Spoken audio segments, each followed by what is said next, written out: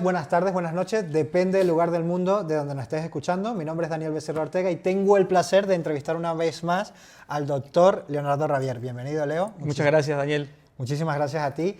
Como hemos prometido, que hemos hecho un poco de ruido por las redes sociales, hoy vamos a ver un tema. En esta entrevista he abordado al doctor Ravier para que me adelante elementos de su nuevo trabajo de investigación, que lo tiene blindado, no se puede conocer, pero como hay cosas que son evidentes después de 4 años de presentar, defender la teoría general del coaching en la Facultad de Psicología de la UAM y llevar la teoría general del coaching al mercado, a las empresas, a los individuos y ver sus resultados, sus efectos, como es evidente un aprendizaje que tenemos independientemente de la nueva articulación que está fraguando el doctor, queremos compartir contigo qué es lo que ha pasado o qué es lo que hemos aprendido en síntesis, ya que en febrero se cumplen 4 años de esta defensa de esta tesis doctoral en psicología.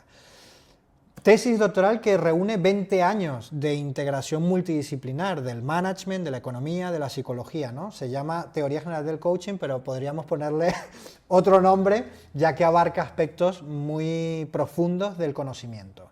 Entonces, la promesa que tenemos para ti hoy es el arte de pensar mejor, las competencias metacognitivas que marcan la diferencia. Leonardo, 4 años en febrero se cumplen. Sí. Han pasado muchas cosas. Sí.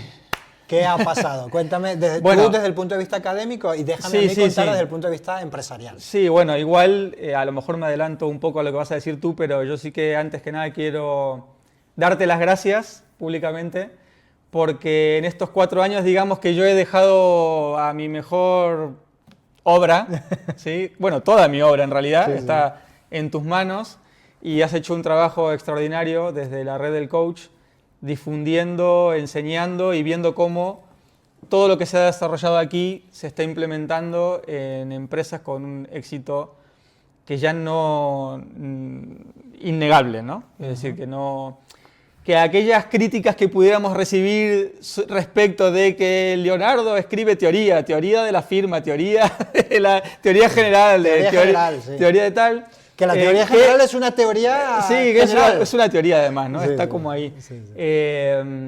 Nada más lejos de la realidad, ¿no? Y bueno, en este caso quiero agradecerte públicamente porque has seguido haciendo un trabajo extraordinario y me ha permitido a mí centrarme en esta próxima obra que estoy trabajando y que realmente no sé en qué momento la voy a poder publicar, pero que me tiene atrapado. Y que tiene que ver precisamente con eso, con una de las cosas que tú comentabas, ¿no? De repente nos damos cuenta que los alumnos y colegas que se adentran en las obras están percibiendo unos beneficios y unas utilidades que van más allá del self-management en sí, o que van más allá de una teoría para el engendramiento operativo, o que van más allá de una teoría de la empresa. Y eso a mí me motivó o me llevó a adentrarme en la tarea de sistematizar ese punto común que hay en cada una de mis obras. Total. ¿Sí? No sé si quieres que te adelante más o por aquí si te surge alguna... Sí, me recuerdas lo que yo he vivido en el aula de formación con los alumnos y lo que he vivido con los alumnos cuando he tenido que mentorizarlos o incluso acompañarlos como socio a empresas, ¿no?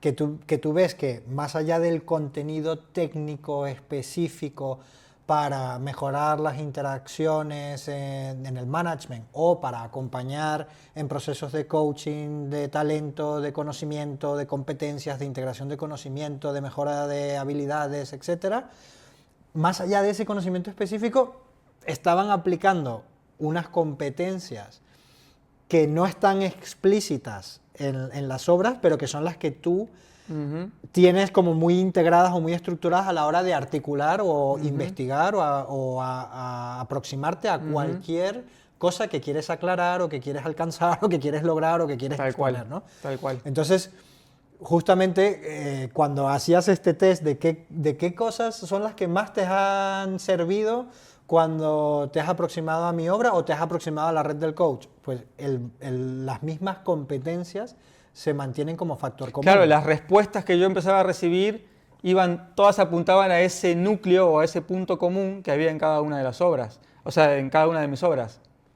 Y me llevó a pensar que se podía sistematizar eso, que era lo que casi te diría que no sé si decirte que tiene más valor, pero sí que es un valor que abarca mucho más que una simple especialidad, es en lo que estoy trabajando ahora. Claro, para que tú nos entiendas mejor, es decir, imagínate, no confundas estas competencias metacognitivas con las metacompetencias propias de cada disciplina. Es decir, en el coaching tenemos la competencia de preguntar enfocadamente, de despejar fielmente, de la comunicación objetiva, de definir objetivos, son como competencias y técnicas muy específicas, o en el management de facilitar las interacciones. No. Esos son, sí, no o de gestionar los compromisos. Exacto, no que... estamos hablando de esas competencias, estamos hablando de unas competencias metacognitivas, claro, que son diferentes a y que estamos tratando de articular porque lo que nos ha entusiasmado es que tantos alumnos nos reflejen esas competencias metacognitivas de forma más no tan explícita, por eso es el trabajo de sistematización, pero justamente ahora acabamos de compartir con 2 alumnos y ellos mismos, cuando le hemos hecho el test, le he dicho, no, le dice la misma pregunta. Hazle la pregunta, apuntan a lo mismo. Y esta entrevista trata de eso, de tratar de plasmar esas competencias metacognitivas. ¿Para qué? Para que independientemente de si tú eres consultor, mentor, project manager, asesor o coach o lo que sea, tú puedas implementarlas a nivel personal en el arte de pensar mejor o a nivel profesional. O en su propia vida. La diferencia. O en su propia vida. Exacto. Y quizá lo importante aquí es por qué lo hemos bautizado como competencia metacognitiva, que al final es un término, un concepto que nos hemos inventado, ¿no? Y esto es así porque si lo cognitivo tiene que ver con el conocimiento, tiene que ver con el acto de conocer, lo metacognitivo es aquello que está por encima del acto de conocer. ¿Sí? Está más allá del acto de conocer en sí mismo. Es la capacidad que tú puedes tener de gestionar tu propia forma de pensar, tus propias estructuras mentales, ¿sí? O de actuar. Es como ponerte en una posición de testigo sobre tu misma forma. De hecho, todas las... si tú te fijas, no sé, la autorregulación en relación a la economía, la autogestión en relación al management, o el autoaprendizaje en relación al engendramiento, todas mis obras tienen el auto. Y el auto significa precisamente una competencia metacognitiva, implica colocarte por encima, no solamente aprender, sino cómo aprendo. No solamente gestionar, sino qué es la gestión y cómo se gestiona desde encima. Es como sacar de cada una de las disciplinas las esencias que tienen en sí mismas, conocerlas, ser consciente de ellas para poder trabajar. Exacto. Y claro, lo que nos hemos dado cuenta es que haciendo eso nosotros podemos conseguir unas competencias más genéricas y muy potentes a la hora de relacionarnos con los demás. Claro, mucho más eficientes, mucho más capaces de analizar la realidad con mayor precisión, a la hora que analizar la realidad con precisión te permite hacer un mejor diagnóstico o autodiagnóstico, o un mejor análisis o autoanálisis, o una mejor propuesta o una mejor autopropuesta, ¿no? O sea, por eso sirve tanto para aplicarlo hacia otros, porque tienes una mirada, una metamirada con mayor información, y esa metamirada te permite observar recursivamente cómo estás aprendiendo, cómo estás gestionando. Bien, pero para que el espectador le quede claro, esto es aprender a reconocer tus propios patrones de pensamiento o del pensamiento, tus propias estructuras de pensamiento. Cuando tú reconoces esto, estás en condiciones de poder gestionarlo. Entonces te lleva a un nivel diferente de gestión. Mira, por ejemplo, un ejemplo que se me viene a mí a la mente es con el tema de los prompts que ahora están muy de moda en relación a la inteligencia artificial. Tú para poder sacar el mayor provecho de una IA, no vale con decirle lo que quieres. No es suficiente. Claro. Tú tienes que aprender cómo interpreta la IA lo que tú le dices, estando por encima de lo que quieres, para que puedas darle la instrucción y que sepas que la IA lo va a interpretar como tú quieres para que el resultado sea el que tú esperas. Entonces, un prompt es una competencia metacognitiva, si te das cuenta. Ok. Sí. Sí. Entonces, Bueno, no lo había pensado. Te digo sí porque estoy cayendo en cuenta. sí, sí, está clarísimo. Tú le dices que hazme tal cosa y no, la IA te va a entregar resultados que no es lo que tú estás esperando. ¿Cómo haces tú ¿por qué ahora hay especialidad? Ya hay especialidades en prompts. Sí. Hay gente que se está especializando. ¿Por qué? Porque de una manera metacognitiva a nivel de IA, ese especialista está en condiciones de saber cómo procesa, cómo piensa, entre comillas, cómo procesa la IA para poder darle las instrucciones adecuadas, ¿no? O sea, Pues ahora me cuadra perfectamente, disculpa que te interrumpa, porque en esta eclosión tecnológica de las IAs, una de las competencias más demandadas en el mercado son realmente metacognitivas, porque tienen que ver con el pensamiento crítico, el análisis y resolución de problemas complejos, que todas necesitan metacognición. Necesitan estar por encima o más allá del propio fin en sí mismo, del propio suceso en sí mismo. Sí, y de hecho, yo estoy convencido de que las competencias metacognitivas, así como las hemos bautizado nosotros, van a ser claves de aquí al futuro. Porque con todo el avance que hay en tecnología, en inteligencia artificial y demás, el que no tenga la capacidad metacognitiva no va a poder relacionarse con las estructuras mentales de la IA tal y como se están gestionando, y las propias profesiones tienen que tener un nivel. Es como, ¿te acuerdas que yo siempre he dicho que toda evolución tecnológica a la vez es catalizadora de la capacidad engendrativa del ser humano, que se genera un círculo en el que la propia tecnología a la vez nos obliga a ser más engendrativos o creativos en términos mainstream? Perdón, es para que la gente me entienda. Sí, no, pero está bien. Pues yo creo que de alguna manera toda esta eclosión que estamos teniendo con la inteligencia artificial y la robótica nos va a obligar a los profesionales a tener competencias metacognitivas. Entonces, si quieres, para avanzar un poco y un poco también contarle a los espectadores cómo surgió esto, si te das cuenta, en todos mis libros hay como 3 grandes áreas, cuando yo los escribo me refiero. Hay una parte histórica, hay una parte teórica y hay una parte práctica, técnica, que es de la propia profesión. Pues esa tríada, que ahora le podemos poner el nombre de la tríada del recto pensar o del pensamiento recto, muy bien, es como el marco general de una competencia metacognitiva. Vale. El marco general de una competencia metacognitiva. Y te explico por qué. Bueno, yo descubrí esto analizando un poco la estructura de mis obras y analizando también la aplicación que le hemos dado a cada una de las disciplinas. Pero el punto clave es,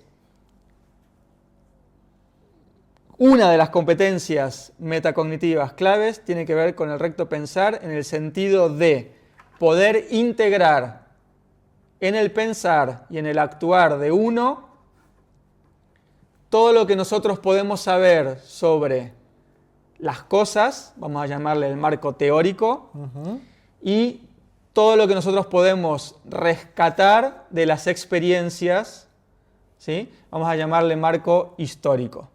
Okay. Cuando tú, y eso lo ves en mis libros, por ejemplo, me ha pasado con algunos libros que uno lo empieza a leer y dice, no, sí, pero yo veo aquí historia. Pero claro, tú estás todavía en la primera parte del libro. Sigue leyendo porque te vas a dar cuenta de cómo la historia me ha ayudado a mí a poder reconocer las esencias que han ido evolucionando, que se han ido articulando a lo largo del tiempo para después sistematizar una teoría que a su vez esa teoría sistematizada me permite poder aplicarla y que sea eficiente. Okay. Ese es el punto. Eso mismo que yo hago en mis libros y que se aplican a las distintas disciplinas, hemos visto que también lo empiezan a implementar los propios alumnos en su vida. Exacto. Obviamente no lo van a hacer en estos términos académicos, Claro. pero ¿qué es lo que están haciendo? Están tratando de identificar aquellas certezas que tienen sobre lo que quieren gestionar. Exacto. ¿Qué sabemos de esto? Son certezas. Gestionar, enfrentar, Resolver, lo que sea. ¿Qué es esto que tenemos enfrente? Vamos a ver de qué estamos hablando, sería el marco teórico. Vamos a ver qué experiencias estamos teniendo frente a esto, que nosotros mismos de manera singular, qué experiencias tenemos, y frente a lo que es y lo que estamos experimentando, tenemos herramientas para saber cómo enfrentarnos de manera eficiente a ese problema o a ese tal. O sea, que la experiencia también conllevaría la parte acumulativa, histórica de otras experiencias. Claro. Lo que a mí me gustaría que el espectador entendiera, que es como que traten de ir un poco más allá del concepto que tenemos de la teoría y de la historia. La teoría no es una idea loca. No es una hipótesis. Exactamente, no es una hipótesis, una idea que puede ser absurda y que está ahí. La teoría es el esfuerzo de articular lo que son las cosas. Okay. La historia... Lo que es en realidad. Lo que es en sí. Que se articula de manera formal. ¿Sí? No todo es posible de articularse, pero lo que es posible de articulación es bueno saberlo, porque es la base sobre la que yo voy a trabajar, ¿no? Sobre esto vamos a profundizar si quieres un poquito más adelante, pero me parece importante esto. La teoría no es una cosa que está ahí, es el esfuerzo de poder definir qué son las cosas. La historia no es algo que pasó y que ya no importa y que quedó ahí. La historia, en la historia, está la manifestación de lo que las cosas son. Claro. ¿Entiendes? Está la huella. Claro, hay una huella que van dejando. Entonces, cuando tú observas la historia desde esta mirada metacognitiva y empiezas a percibir dónde está manifestada la esencia de lo que las cosas son, me da igual que sea una disciplina como el acompañamiento para el engendramiento, me da igual que sea el self-management, me da igual que sea la psicología, la terapia, lo que sea. Cuando tú haces eso, consigues identificar eso que es en evolución. Cuando lo identificas, puedes articular una teoría mucho más potente porque tienes el contraste de cómo se ha ido manifestando a lo largo de la historia. Y la evidencia. De aquello que se ha mantenido. Y si va en consonancia la evidencia, digamos, de la proyección histórica con el marco sistemático teórico que estás desarrollando, tú tienes todas las posibilidades de poder desarrollar una técnica o una herramienta, que es lo que más le gusta a la gente, para conseguir los resultados que tú estás buscando. Cabe decir que yo de manera intuitiva, ya en mi primer libro, en el 2005, tenía esta estructura de manera intuitiva. Pero fue cuando conocí al profesor Jesús Huerta de Soto. Él ya tiene la tríada armada y la aplicó en la economía. Y a mí me impactó, porque realmente lo vi clarísimo. Dije, él de hecho, es hasta donde yo he llegado a comprender de manera explícita el único académico de la escuela austriaca que ha dicho de manera explícita y clara, y lo tiene articulado así, que la forma de poder cometer los menores errores a la hora de hacer ciencia social es pasarle los filtros de historia, teoría y ética, que sería la última pata, en la que yo aplico la práctica eficiente y ética, que también Huerta de Soto lo hace de esa manera, ¿no? Quiero decir con esto, no me quiero enrollar mucho, pero esta tríada que sirve para las ciencias sociales es útil para la vida misma. Ok. Por ¿Vale? ejemplo.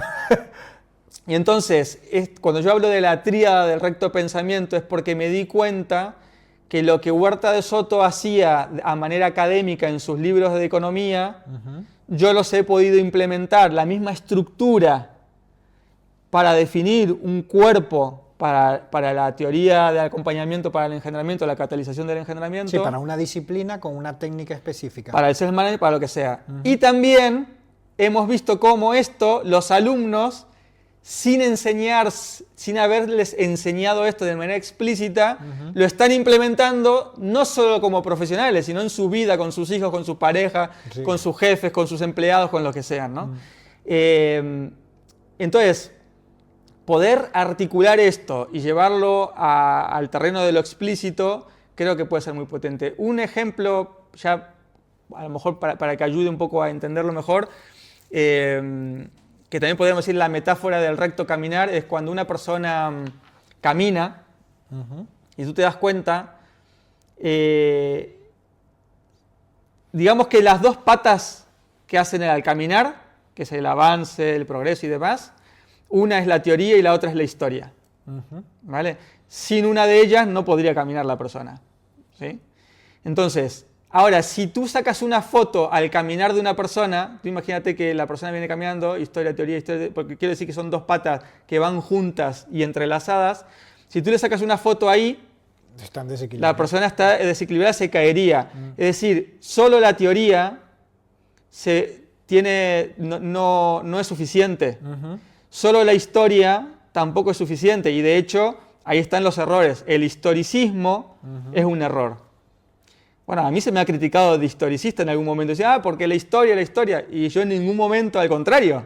Claro, porque tu enfoque no es contextual, sino que tiene que ver con la esencia de aquello que se mantiene, que está... Claro, porque estamos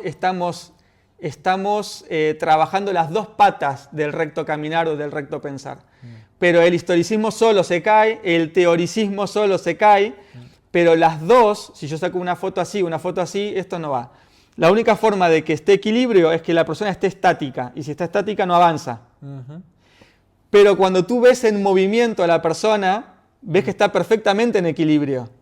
Pero el equilibrio está en el movimiento constante entre la historia y la teoría. Y esa es la forma en la que nosotros podemos movernos en la vida. Poder identificar, yo en mi vida, como ser humano, qué certezas tengo, cuál es el marco teórico que a mí me permite interpretar los acontecimientos históricos para poder enfrentarme a la vida. Okay. Y luego, en las experiencias que yo voy teniendo en la vida, también identificar las esencias de lo que las cosas son, que me permita a mí articular una teoría. ¿Cómo podemos bajarlo un poquito más a tierra? Cualquier persona, cualquier ser humano, tiene una forma de moverse en el mundo. Y ese moverse en el mundo está basado en una filosofía. Aunque nunca la haya pensado. Sí, pero tiene una teoría en su cabeza. Tiene una teoría en su cabeza. No hay práctica sin teoría. Tiene una teoría de cómo deben ser las cosas, de qué se espera, Y sobre esa teoría, él camina, él se mueve, él vive. Toma decisiones y actúa en base a una teoría, que es vamos a llamarle filosofía de vida para que la gente lo entienda mejor. Sí. Es decir, que no hay ser humano que no tenga un marco teórico sobre el cual acude siempre para poder interpretar lo que le está pasando. Exacto. Lo hacen todos los seres humanos. Sí. Ahora, si tú eres consciente que esto lo hacen todos los seres humanos indefectiblemente, ¿cuán ventajoso te puede ser a ti saberlo y trabajarlo, gestionarlo de manera deliberada, procurando que tu experiencia, en tus experiencias, identifiques aquellos elementos que conforman las certezas sobre las cuales a la vez tú te vas a plantar para poder caminar de manera más segura o de poder hacer frente a la incertidumbre que supone el futuro, ¿no? A la incertidumbre de poder tener que enfrentarte a los problemas, a resolver dificultades y demás. Y esa sería quizá una de las primeras competencias metacognitivas, el poder aprender a integrar esto que acabo de hablar. Historia, teoría y práctica en tu día a día. Práctica eficiente. Práctica eficiente y ética, que bueno, si profundizamos en esto me puedo tirar varios minutos más. Pero entonces, entiendo que, recuerden que estamos articulando esas competencias metacognitivas que hemos visto que son útiles más allá de cualquier disciplina, como el management, coaching, etcétera, ¿no? Entonces, esa primera competencia metacognitiva estaría en ese marco general que tiene que ver historia, teoría y práctica. Que le podemos llamar tríada del recto pensar o del recto actuar. Que además, mientras que hablabas, también entendí por qué lo entrenamos. Porque, tal como te escucho, hay que estar atendiendo a varios niveles de la realidad, varios niveles de conocimiento, el histórico, el teórico, es decir, lo que es, lo que conozco que es, lo que debería ser, la teoría de cómo funciona, de lo que debería ser, etcétera, más lo que yo quiero hacer, lo que yo quiero lograr, porque yo analizo esa historia y esa teoría en función de que tengo un objetivo, de que tengo una meta, de que tengo un propósito que quiero alcanzar, ¿no? Entonces, tal cual, el tener que estar revisando esos tres elementos constantemente ya supone también como una especie de competencia. Pero tú te das cuenta que a lo mejor el espectador dice, bueno, pero que no es algo que las personas reflexionen normalmente en su día a día. ¿Sabes? Una cosa es tener un problema y tratar de enfrentarte a él, así, lo tengo enfrente y a ver qué hago. Y otra cosa es tener la capacidad de ponerte por encima, verte a ti con el problema delante, echar la mirada hacia atrás, tratar de identificar cuáles son las certezas que están presentes en las proyecciones históricas, volver al presente, ver qué estoy experimentando para ver cómo voy a actuar. Yo sé que esto puede ser, bueno, pero para eso se requiere tiempo, y sí, evidentemente, pero las decisiones humanas no son todas urgentes ya y sin... Evidentemente hay que cualquier competencia metacognitiva requiere de un tiempo de reflexión para colocarte por encima y ver un poco el panorama general. No es algo que normalmente la gente haga, pero las ventajas que esto supone a la hora de enfrentarte a cualquier problema es espectacular. Por eso marcan la diferencia. Y por eso justamente lo hablaba Carlos cuando estábamos compartiendo con él.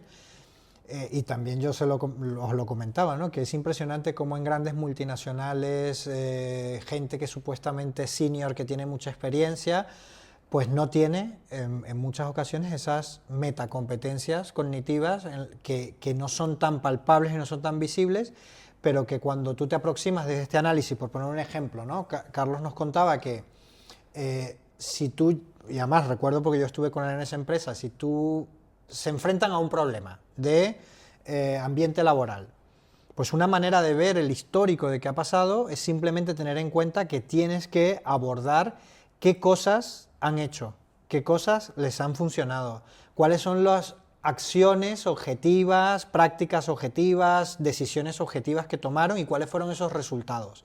Tratar de analizarlos con perspectiva, la parte objetiva, no la parte contextual, que sería la historia, también, que sería la histórica, ¿no? Es decir, no, bueno, es que hicimos esto y no funcionó, pero a ver, a lo mejor no funcionó por quien lo impartió, por quien lo hizo, por el grupo de personas que estaba. Vamos a tratar de ver la esencia de cuáles son aquellas certezas de esto que no funcionó y que sí funcionó. Eso requiere tiempo de investigarlo con la persona, pero cuando tienes esa información ya tienes certezas.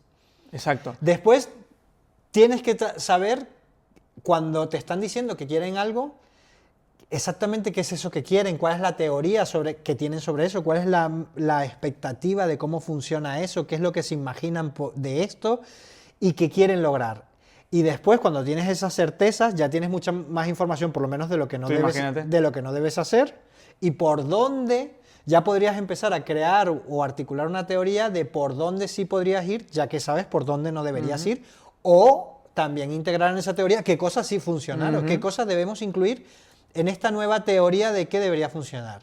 Y después ir a la práctica para que teniendo esto puedas hacer los ajustes y los errores. Eso lo ves cuando vas a una empresa o cuando llegas a un nuevo proyecto, la riqueza que es tomarte el tiempo de entender qué han hecho, qué ha ocurrido, qué ha pasado, qué ha funcionado, cómo lo ve cada uno, qué interpretan y entender ahora qué quieren. O sea, teóricamente qué es lo que quieren, contrastarlo con eso que ha ocurrido, aciertos, errores. De hecho, aquellas personas que logran tener esa información tienen mayor capacidad de tomar decisiones de forma más rápida y eficiente. Totalmente. ¿A eso te refieres con, bueno, y en una conversación de coaching, esto entrenado en la teoría general del coaching, esto es lo que hace el coach de forma intuitiva, es decir, ayuda a la persona cuando se plantea un objetivo futuro que va a ser su práctica, aquello que quiere alcanzar, aquello que quiere realizar, se plantea, bueno, ¿qué conoces de esto? ¿Qué has hecho de esto? ¿Qué te ha funcionado? ¿Qué no te ha funcionado? ¿Dónde está el impedimento? ¿Qué es lo que has intentado? De manera objetiva y cómo él cree que debe ser. Y cuando tienes todos esos elementos, la persona es más fácil que diga, me doy cuenta que sí hice esto y me funcionó, debería integrarlo, ¿no? Si te das cuenta, en ese proceso de acompañamiento, la persona está trabajando. Las certezas que va consiguiendo a lo largo del proceso, porque va contrastando si realmente lo que él cree es así o no es así, y lo va puliendo, está teniendo sus propias experiencias y las está también trabajando, las está no solamente mirando y describiendo, sino que las está experimentando, y sobre toda esa base él va tomando decisiones, y tú estás viendo realmente en ese acompañamiento, de manera metacognitiva, ustedes están ayudando a esa persona a que trabaje la historia, la teoría y la práctica, todo entrelazado. Claro. Entrelazado, Daniel, en movimiento. En movimiento y de manera simultánea. Porque los errores aquí, el error principal de malinterpretación que se puede tener con esto que estoy diciendo, es ese, el pensar en la teoría como tal, la historia que es simplemente lo que pasó, y la práctica como, bueno, hago lo que hago. No. Aquí estamos integrando tres elementos que tienen sus relaciones. Tienen una relación coherente entre sí, y que eso nos lleva a poder ser mucho más eficientes, estar mucho más enfocados, el poder enfrentarnos por lo menos a los problemas con muchas más posibilidades que si simplemente lo hacemos de la manera que estamos describiendo, que lo hace la mayoría de la gente cuando se enfrenta a un problema, ¿no? Y por lo cual normalmente se requiere este tipo de acompañamiento. Solo que en el acompañamiento está implícito esto. Ni el cliente ni el coach es consciente, en términos explícitos me refiero, de ser que está trabajando operativamente, que está trabajando la tríada del recto pensamiento o del recto caminar. Pero es lo que está haciendo. O sea que entonces podríamos concluir, bueno, te quiero preguntar, entonces tú estás de acuerdo, me imagino que, bueno, lo sé que estás totalmente de acuerdo, porque si no, no estructurarías así las obras, que no hay mejor práctica que una buena teoría. Absolutamente. O sea, y esto es importante porque cuando hay esa falsa dicotomía de que lo mejor es la práctica o la teoría es solo elucubración mental, se pierde la capacidad de ser más eficiente. Y de hecho, Dani, vamos más, o sea, un poquito más allá de lo que dice Carl Lewin, porque él dice, no hay nada más práctico que una buena teoría. Lo que nosotros decimos es, no hay práctica sin teoría, para empezar. Eso es un axioma, si tú quieres, ¿sabes? O sea, es una descripción de la realidad. No hay práctica, o sea, práctica me refiero a la acción humana, sin una teoría previa. Como no la hay, es mejor que la teoría sea cierta. Porque si no es cierta, vas a tener un montón de problemas y de deficiencias. Total. Porque te vas a estar chocando con la realidad, porque te va a estar mostrando todo el tiempo. Es como que la realidad te va a estar queriendo enseñar algo y tú no lo estás aprendiendo, no porque la realidad no te lo esté mostrando, sino porque tú estás creyendo algo que está distorsionando la realidad. Por eso es importante esta tríada de la que estamos hablando ahora. No, pero además me lleva, estoy aquí engendrando mientras que te escucho hablar, podríamos decir que en esa triada del recto pensar, historia, teoría, práctica, ética eficiente, que después te preguntaré por esa relación eficiencia-ética, lo importante, si te quieres entrenar en esa metacognición, en esa capacidad de a la hora que afrontes cualquier problema, reto, sea académico, sea teórico, sea práctico, poder pensar en esos tres niveles de historia, es decir, certeza, hechos reales, teoría, en el ámbito de la historia sería tratar de extraer las esencias objetivas, el hecho objetivo de qué ocurrió, qué sucedió, qué es lo certero de esto, independientemente del contexto. Pero en el ámbito teórico, cuando tú dices que esa teoría sea buena, me lleva a otra competencia metacognitiva, porque ¿qué es una teoría buena? ¿Cómo podemos definir que una teoría es buena o correcta? Y esto es importante, porque cuando hablamos de teoría, porque no hay práctica sin teoría, cuando a ti te invitan a un proceso terapéutico, o un proceso de sanación, o un proceso de chamánico, o un proceso X, o un proceso de crecimiento X, hay detrás una teoría. Claro. Tendrás que saber validar si esa teoría es certeza, buena, sí. es correcta, ¿no? Entonces a mí esto me lleva a esa otra competencia metacognitiva que sería la utilidad real en el mundo, y que es que me fascina porque de esto es donde los alumnos hemos sacado más dinero, porque es una... O sea, los alumnos que han ido a empresas ven que cuando ellos ayudan a las personas a definir correctamente las cosas, el aporte de valor es inmediato, ¿no? Entonces, no sé si estás de acuerdo conmigo que esto te puede llevar a la utilidad de las definiciones. Sí, total. Bueno, de hecho, otra de, digamos, de las competencias metacognitivas tiene que ver con la definición. Así, con la definición de las cosas.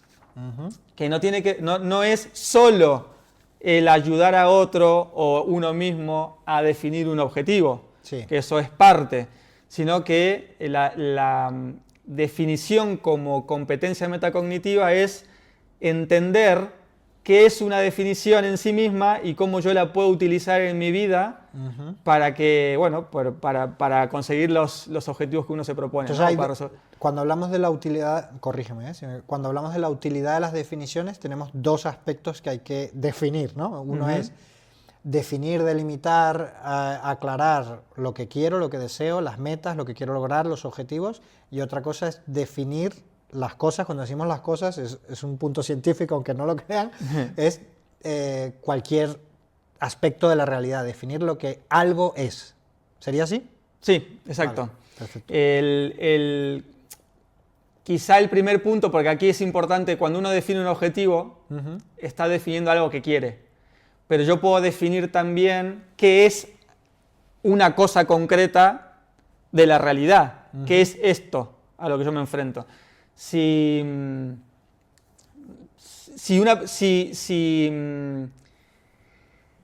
tú, para poder conseguir un objetivo que tienes en el futuro y que todavía no existe, Dani, tienes que trabajar con lo que sí tienes en el presente.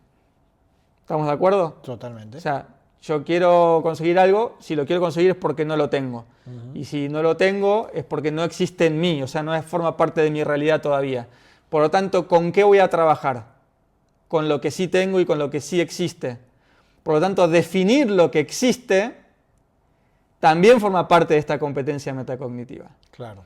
Y si yo soy capaz de poder definir lo que existe, tengo más probabilidades de poder conseguir lo que quiero en el futuro y que todavía no forma parte de mi realidad. Por eso yo digo que una de las primeras características que tiene la definición es que se transforma en el ancla del movimiento. Wow. ¿Sí? Yo, para poder moverme, necesito tener un punto fijo sobre el cual poder anclarme para poder iniciar el movimiento, ¿no? Y esa ancla, mientras mejor esté definida, y ahí sí que tiene que ver con un punto final, que puede ser un objetivo, un propósito, lo que fuere, mientras mejor esté definida, sobre certezas, las que se puedan, aunque sean poquitas, mejor. Mientras más certezas tenga en la definición, ese ancla será más potente. ¿Sí? Ese sería el primer punto. El segundo es que una vez que yo tengo ese ancla, es cuando yo puedo dirigir toda mi energía y todo el sentido de lo que quiero. Si yo no tengo ese ancla, entonces mi energía se dispersa, porque no tiene un punto de fuga, ¿sabes? No tengo trazado un camino sobre el cual dirigir mi energía. Por lo tanto, la definición en este punto te ayuda a canalizar la energía y el sentido del movimiento. Sí, el foco es el que nos daría. Es el que te da el foco para poder canalizar la energía, ¿no? Una tercera característica que me parece importante también dentro de la definición metacognitiva es que no importa si esa ancla final está perfectamente definida. Y esto es importante, porque alguien puede decir, bueno, está todo muy bien, Leonardo, pero ¿qué significa? Lo que tú decías, ¿no? ¿Cómo yo defino algo y estoy claro de que eso es así, no es de otra manera? Bueno, hay cosas que sí se pueden definir, hay que hacer el trabajo de definirlas, hay otras que no podemos definirlas del todo y podremos definir algunos aspectos y tendremos que basarnos en esos aspectos claros. Y hay otras en las que nos sentiremos más a ciegas y en esos casos, pues bueno, lo haremos como podemos, ¿no? Pero con que tú tengas un bosquejo, una idea borrosa, pero esencial de aquello que tú estás definiendo, eso te ayuda a ti a poder nuevamente focalizar, dirigir la energía y el sentido de tu caminar. ¿Sí? También veo que es como un bucle que se retroalimenta, ¿no? Porque tú, para poder definir con mayor claridad lo que quieres alcanzar, primero también necesitas, o sea, mientras mejor definas qué es eso que quieres alcanzar, pero no en cuanto a cómo lo quieres, sino qué es esto, ¿no? ¿Qué implica esto? Pues vas a tener mayor facilidad para ver si los medios que vas eligiendo para encontrar eso, si son los óptimos, pero para eso también tienes que saber definirlo, ¿no? Pongo un ejemplo, ¿no? Y vamos a ver si con esto me ayudas a aclararme. Sí. A ver si lo bajamos a tierra. Sí, una de las... O sea, tú cuando...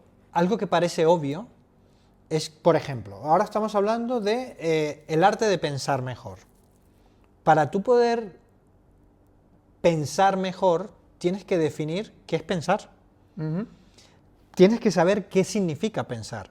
Pensar... Fíjate, ahí... ¿Es reaccionar? ¿Pensamos? ¿No pensamos?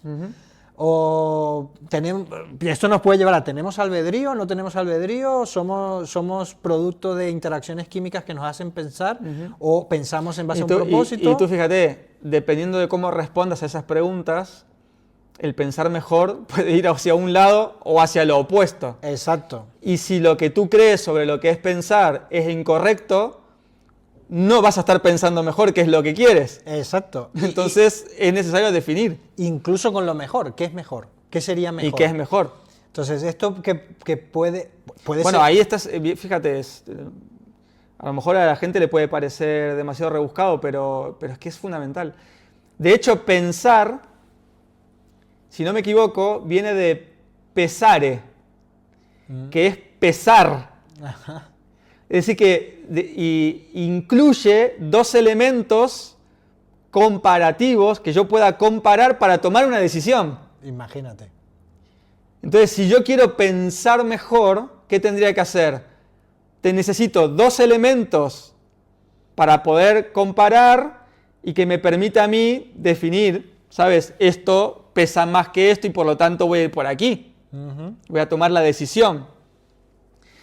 Y entonces ya sabemos que si eso es pensar en este sentido, o si aquí hay algo de certeza en lo que acabo de decir, pensar mejor significará el poder tener yo en mejor disposición cuáles son los elementos que estoy sopesando para poder determinar la decisión. Y si no tengo elementos de sopesar, ¿cómo voy a decidir?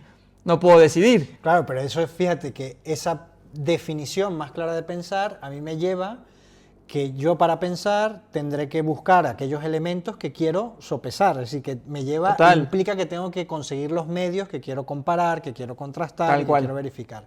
Y fíjate que también tus obras, ¿no? Que han terminado en tesis doctorales, empiezan preguntándose qué es coaching, Tal cual. qué es management, qué es la firma. Entonces, cuando te haces esas preguntas, para poderlas definir, necesitas hacer un recorrido comparativo, aclarativo. Tal cual. Por eso tiene que ver mucho con mi proceso, ¿no? O mi progreso como autor. Yo me he dado cuenta que en cada disciplina que me he adentrado he tenido que definir primero. Es muy triste decir que en el mundo del coaching, por ejemplo, la definición es lo que menos les ha importado a los coaches y al mundo del coaching, ¿no? Claro. O sea, es muy triste, porque por eso se ha aniquilado su verdadera, o sea, el valor que tenía el coaching para aportar a la sociedad está aniquilado. ¿Por qué? Porque no han sabido, no han querido hacer el esfuerzo de definir qué es. Exacto. Y si no hay definición, directamente cada uno propone en el vacío, ¿no? Y el vacío nos lleva a errores, bueno, y errores graves que se han cometido, ¿no? Entonces, sí, yo me he dado cuenta que me he tenido que meter en el proceso de tener que definir. Con el management me pasó lo mismo.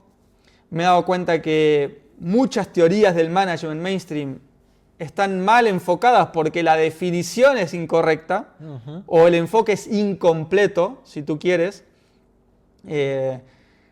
Por ponerte un ejemplo, cuando nosotros hablamos de motivación intrínseca, extrínseca y demás, si realmente defines qué es motivación, te vas a dar cuenta que esa distinción no sirve, que es errónea y que termina en herramientas y prácticas que no motivan, o sea, que no producen el efecto que se dice que debería de producir, ¿no?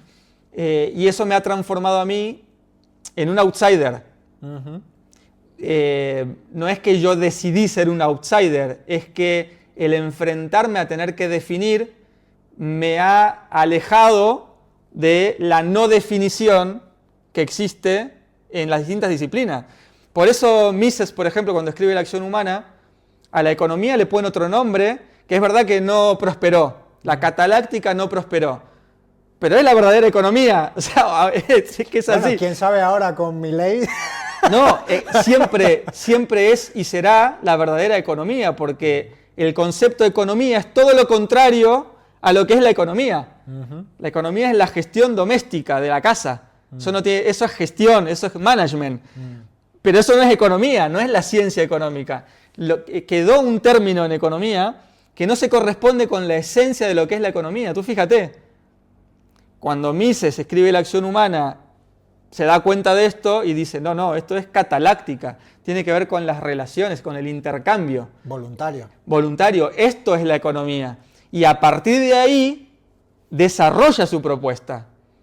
Entonces, claro, pero y bueno, una definición incorrecta como la gestión doméstica ha llevado a que el concepto de economía sea que otros gestionen absolutamente, los recursos totalmente, y los reasignen, ¿no? Totalmente. Basado en una mala definición. Para que se noten las implicaciones. Las implicancias son tremendas. Tremendas. Y de hecho el éxito de Milei en términos económicos no va a ser otro, no es que él se ha inventado cosas. Los gritos que él pega son gritos de 200 años de historia de académicos que se rompieron la cabeza tratando de definir lo que la economía es de verdad. Y en un año ha conseguido lo que ha conseguido en la Argentina. Y eso es así, es impepinable. Y mientras que él siga tomando como referencia la realidad, el éxito está garantizado. Puede ser que se tergiverse por temas políticos, por temas de impedimentos, de lo que sea, pero en términos económicos, el éxito está garantizado. ¿Por qué? Porque está fundado en una certeza, en una definición correcta de lo que es la economía. Con el management pasa lo mismo. Damos vueltas y vueltas y vueltas con técnicas de management, de moda, que esto, que lo otro, que esta técnica, que esta herramienta, que este modelo, que este tal y cual, que esta metodología, cuando en realidad no se ha definido bien lo que realmente significa gestionar una organización y lo que es una empresa en sí. Por eso yo, en ese sentido, me tomé el trabajo de tratar de definir qué es realmente una empresa. ¿Ves? La teoría de la firma es eso. ¿Qué es realmente una empresa? Y lo hice desde la praxeología, ¿no? Desde el arsenal que tenía. Claro, pero fíjate, dices No, y esto me llevó en la práctica, porque el punto es, nuevamente, definir para qué. Porque me gusta el mundo de las ideas y yo quiero encerrarme en mi mundo académico simplemente para escribir libros. No, porque yo sé que si tengo una buena definición o una correcta definición o más cercana a la correspondencia con la realidad, voy a poder implementar herramientas y prácticas mucho más eficientes que van a llevar a conseguir los resultados que realmente quieren, en este caso los empresarios, ¿no? Claro, es que, perdóneme que robe tiempo en este apartado, pero es que lo de las definiciones es trascendente. Por ejemplo, el ministro de Economía de Argentina, cuando le hacen loas por el éxito que ha conseguido y los datos son objetivos en un año, él dice, no, pero que no hablen de milagro argentino ni de leches, que no es un milagro. Es que hemos aplicado la teoría correcta. Total. Esto ya se sabía. Lo que pasa es que nadie tuvo el coraje de aplicar esta teoría correcta, pero estamos aplicando lo que ya sabíamos y ahora lo que hace Argentina es que ha sido, y además él pone una metáfora y dice, Argentina le iba mal porque era un mal estudiante que no aplicaba las teorías correctas. Fíjate, ese es un punto. Tal cual. El otro punto es que tú has hablado de cómo una mala definición tiene implicaciones en la economía o en el management, pero también pasa en la pseudo-espiritualidad y el pseudo-desarrollo profesional, que a la red del coach llegan muchas personas buscando esto porque todavía buscan ese coaching que no hacemos, ¿no? Pero justamente cuando a ti te proponga un evento de emprendedores, un evento terapéutico, un evento de vamos a transformar tu vida, vamos a desarrollar tu ser, vamos a desbloquear tus patrones, vamos a desbloquear ese autosabotaje, yo creo que el primer punto en esas competencias metacognitivas es, primero vamos a definir qué es desbloquear.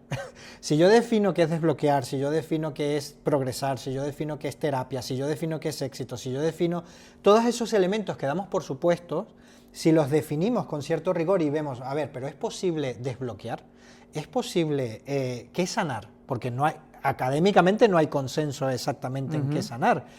O cuando se llega a un consenso, cuando tú haces una definición rigurosa de la realidad, ves que es algo mucho más limitado, que las certezas reales son mucho más pequeñas, porque definir implica delimitar el alcance que algo realmente tiene y cuál es lo que sí es y lo que no es. Y además de lo que no es, lo que implica. Lo que implica en sentido de lógica, de requerimientos, de esfuerzos, de algo que a ti te permite con esa certeza ahorrarte un montón de bullshit, un montón de tonterías que solamente definiendo bien algo y sabiendo para qué sirve y cuál es el alcance, cuál es su naturaleza y cuál es su esencia, que si tú vas al diccionario y buscas qué es una definición, te habla de algo que te muestre sus características esenciales. Cuando tú partes de eso, puedes entonces hacer un análisis mejor histórico, construir una teoría más eficiente y contrastarlo con tu práctica para ajustar. Pero ¿qué pasa? Que has mencionado algo también tremendo. Ese es un trabajo que lo puedes aplicar a nivel directo, personal. Pero es que como en toda teoría está hecha a base de definiciones de cómo funciona el mundo, de lo que son las cosas, si tú no haces el esfuerzo por definir cuando alguien te invita a transformarte, cuando alguien invita a sanarte, cuando alguien invita a desbloquearte, o cuando alguien invita a que seas generoso y hagas un reparto económico irracional, entonces esa ambigüedad, esa no definición, no definas porque entonces eres científico, o no definas porque entonces eres rígido. Sí. Terminarás actuando y moviéndote por las definiciones de otros, porque otros van a definir el mundo por ti, porque si no definen no hay acción. Tal cual. Entonces, esto creo que tú lo comentabas como que el desafío que tenemos hoy en un mundo que se define arbitrariamente. O que está indefinido en realidad. Es decir, uno de los mayores problemas que creo que se está manifestando en la sociedad actual es precisamente en la indefinición, porque te han vendido la idea de que si tú defines algo, lo que estás haciendo, estás imponiendo tu punto de vista, ¿sí? O estás diciendo tú cómo es la realidad y no tiene por qué ser de esa manera. Todo el tiempo se ha vendido la idea, con todos estos mensajes, de que la realidad no se puede definir, o que la realidad no hay acceso, o que la realidad no se puede conocer, y que todo esto supone un problema y por lo tanto vamos a definirlo como a nosotros nos dé la gana. Mira que en eso que acabas de decir, cuánta teoría y filosofía y teoría de la ciencia hay en eso que has dicho. Hay muchísimo. O sea, y cómo nos marca muchísimo. El presente. Sí, yo te digo, tengo problema de relación con mi mujer. Muy bien, defíneme mujer. ¿Qué problema? ¿En qué problema te metes hoy en día en la sociedad sí. si te pido que definas qué es una mujer? Uh-huh. O si te pido que definas qué es la libertad. Uh-huh. O qué es el cambio climático, o qué es la política. ¿Qué es? Claro. Dependiendo de... Ahora, si lo que tú pretendes, y eso te lo digo a nivel personal, porque no es una cuestión de política, es una cuestión personal. Si tú pretendes relacionarte con la realidad, con la realidad, lo que sea, las cosas del mundo y los otros sujetos, en base a arbitrariedades inventadas por ti, es normal que luego tengas muchos problemas. Claro. Porque no te estás ajustando a algo a lo que te tienes que ajustar, que es a la realidad, no a otra persona ni a otras ideas de nadie. Es a la realidad, las cosas son lo que son. Entonces, mientras tú mejor te ajustes a la realidad, estarás en condiciones de poder realizar los cambios que necesites o que quieras para conseguir aquello que en potencia ya existe en la realidad también. Claro. Yo sé que puede parecer muy aristotélico, pero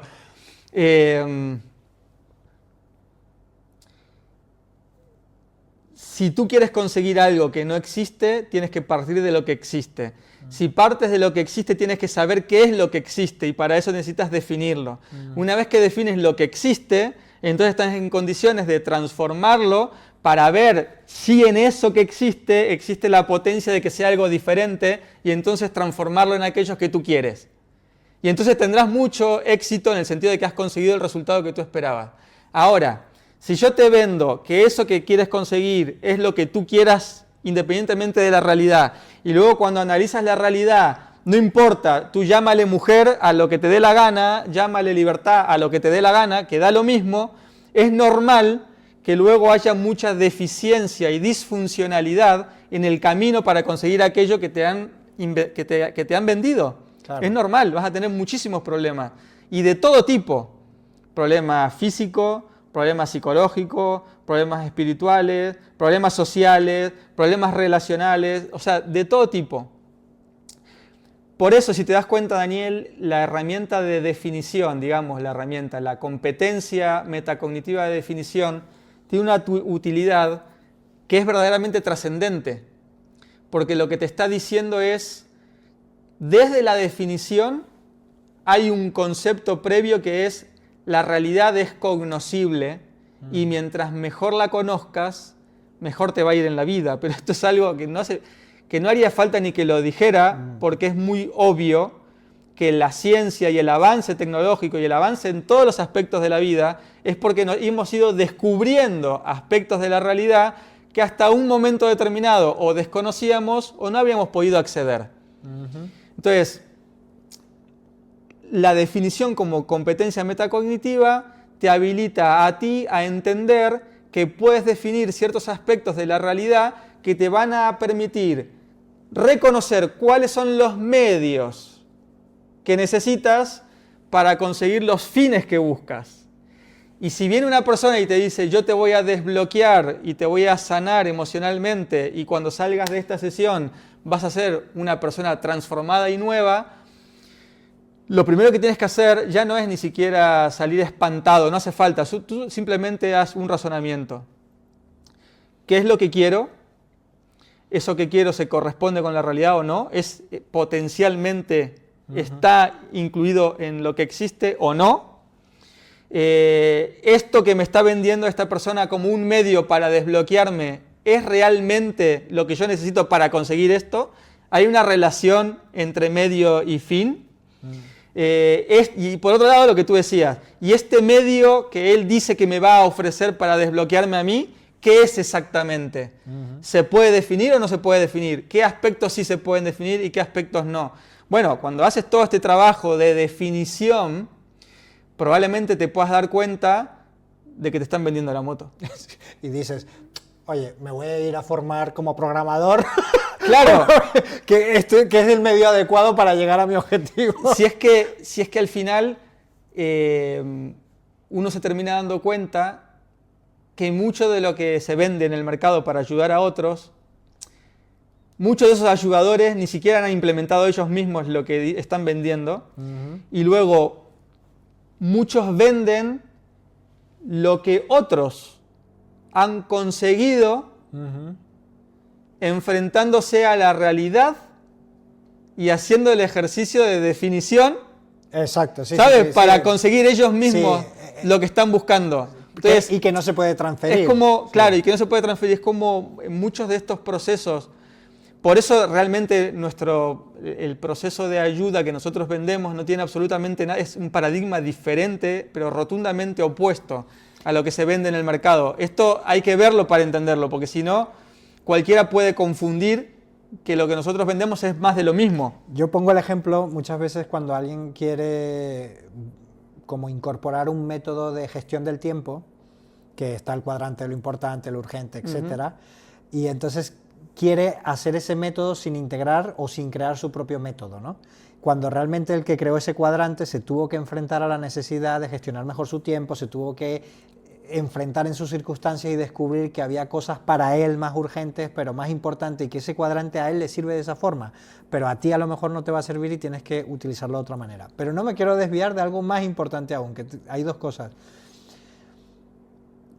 Fíjate que cuando es tan importante lo de definir la realidad como es y entender que sí es cognoscible y que sí puedes acceder a ella y que sí puedes incorporar elementos esenciales, que cuando no lo haces, lo contrario es la indefinición. Es decir, la indefinición es que no hay nada donde anclarte para moverte. Pero si no hay nada, justamente ¿sabes qué es lo que se consigue con eso? Cuando hay tanto auge en la no definición de las cosas o en la indefinición, en no tener nada para pensar. O sea, si tú decías que pensar era el hecho de pesar un contraste, si yo no tengo nada definible, tampoco puedo pensar. Si yo no sé definir, no voy a poder pensar mejor. Tal cual. Me corrobora Tal cual, que es la que definición es clave para pensar por mejor. eso esta competencia es clave, porque la destrucción, o sea, el haber aniquilado el concepto propio de la definición de las cosas es lo que nos ha llevado como sociedad y a nivel personal a una situación realmente desesperante. Porque es la única fuente desde la que tú puedes sacar certezas. Pero para eso tienes que entender que sí se pueden descubrir certezas. Claro. Que ese es un tema sobre el cual a lo mejor no nos vamos a poder meter en la entrevista, evidentemente, pero el espectador tiene que entender que sí se pueden descubrir certezas y que esas certezas tienen una utilidad práctica enorme. Y que esas certezas, ese poder descubrir certezas no tiene nada que ver con la arrogancia, con la imposición, ni con la soberbia de que tú tienes la verdad. Porque es, cuando hablamos de definición es porque estás accediendo a elementos de la realidad común. Es justo al revés, Daniel. Exacto. Para poder acceder a los elementos de la realidad tal y como son, necesitas humildad y aceptación. Eso no puede ser arrogancia. Claro. O sea, si yo descubro una ley que determina tal cosa y la estoy viendo, no tengo más que reconocerla, aceptarla y comportarme en función de esa ley, porque si no lo hago así, el que va a salir perjudicado soy yo. Por tanto, hay una humildad necesaria de aceptación además sobre la realidad, que además es la que te va a marcar el camino. Lo contrario sí que es soberbia, es decir, no se puede definir, por lo tanto las cosas van a ser como a mí me da la gana. Y las voy a definir yo como yo quiera, porque a mí el lenguaje me lo permite. Entonces yo defino como, me invento palabras. Como se me cante. Como se me cante, me invento palabras para definir cosas que en realidad no estoy definiendo nada, que me permita a mí, caprichosamente, poder enfrentarme a la realidad como yo quisiera que fuera, no como realmente es. Y eso, pues ya lo dijimos, ¿no? Eso trae unos problemas enormes. Hay una frase en el dossier, que es que estás tocando ese tema, que no quiero dejarla pasar, en el dossier que pusimos, en el que aceptar la realidad aunque no la comprendas.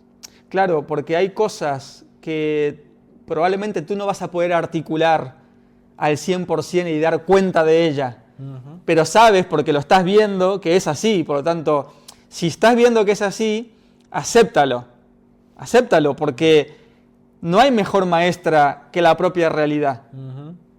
¿Sabes? Entonces, si tú aceptas que las cosas son así, aunque no la puedas explicar, luego ya con el tiempo irás pudiendo descubrir diferentes aristas que te permitirán ir describiendo mejor eso, que está en la realidad y que por el momento no puedes describir, ¿no? Pero que es evidente para ti, para tus sentidos, para tu intelecto, de que efectivamente es así, ¿no?